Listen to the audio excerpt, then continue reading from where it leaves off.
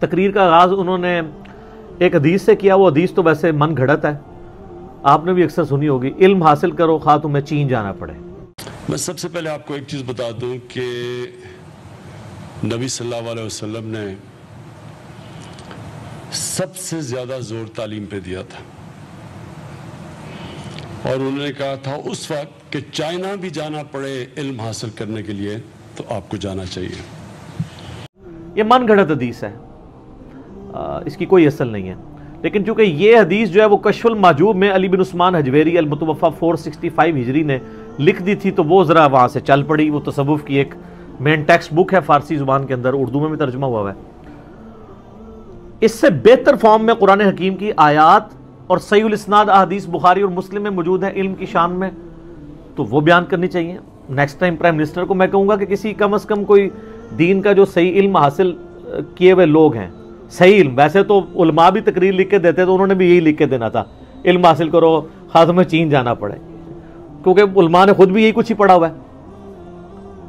اس حوالے سے وہ آیت قرآن حکیم کی ٹاپ آف دا لسٹ ہے سورہ فاطر میں, اعوذ باللہ من الشیطان الرجیم, بسم اللہ الرحمن الرحیم, انما یخشی اللہ من عبادہ العلماء.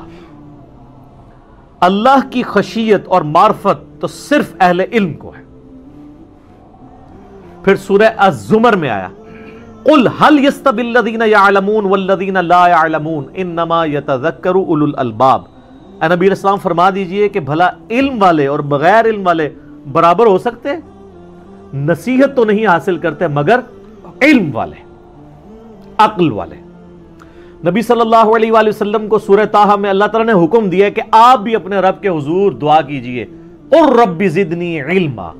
یہ نہیں کہا گیا کہ آپ دعا کیجئے کہ اللہ میرے عشق میں, جنون میں, وجدان میں, بزرگی میں اضافہ فرما دے. نہیں, علم میں.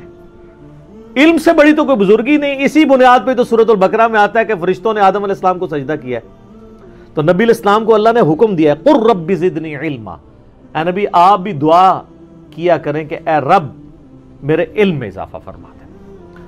پھر جو صحیح مسلم میں حدیث ہے کہ جو شخص بھی علم حاصل کرنے کے لیے کسی رستے پر چلے گا, اللہ جنت کا رستہ اس کے لیے آسان کر دے گا.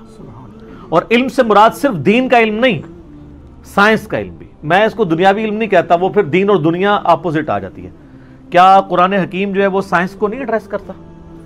1000 سے آیات قرآن حکیم میں, 1000 سے زیادہ آیات سائنٹیفک فینومینا آف نیچر, قانون قدرت کو ایڈریس کرتی ہیں.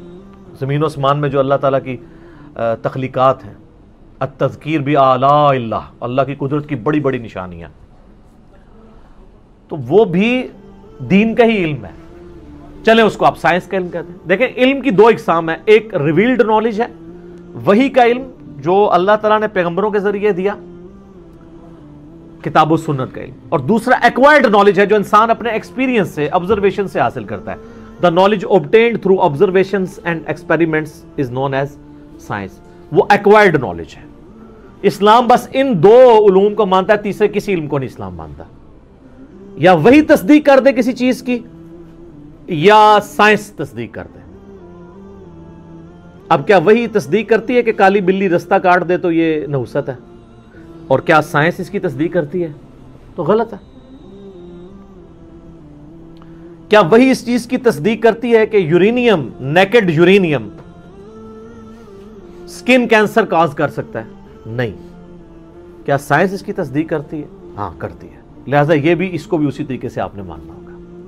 اور یہ فزیکل فینومینا آف نیچر اتنی بڑی چیز ہے کہ حضرت ابراہیم علیہ السلام نے سب سے بڑی دلیل جس پہ نمرود خاموش ہو گیا تھا, جو سورۃ البقرہ میں آتا ہے, وہ کیا بنائی تھی کہ میرا رب وہ ہے جو مشرق سے سورج نکالتا ہے. سائنٹیفک فینومینا کی بات کی نا, فزیکل فینومینا آف نیچر کی, اس کو دلیل بنایا. اب پیٹرول سے آگ بھڑک اٹھتی ہے, قرآن و حدیث میں کہیں نہیں ہے, کیونکہ پیٹرول تو پہلا کنواں پیٹرول کا جو تیل کا دریافت ہوا ہے وہ آلموسٹ 1753 یعنی 18ویں صدی کے اندر آ کے 1751 میں یا 1753 کے اندر پنسلوینیا جو امریکن سٹیٹ تھی اس میں پہلا تیل کا کنواں نکلا تھا. نبی علیہ السلام کے بارے میں جو بخاری مسلم میں تیل کا ذکر ملتا ہے نا, وہ کھانے والا تیل ہوتا تھا, زیتون کا تیل. وہ کھانے کے لیے بھی استعمال ہوتا تھا اور دیے جلانے کے لیے بھی. جو مٹی کا تیل ہے, پیٹرول ہے, یہ تو بعد میں نکلے, یعنی آلموسٹ آپ سمجھ لیں کہ اس کو نکلے ہوئے 300 سال بھی نہیں ہوئے.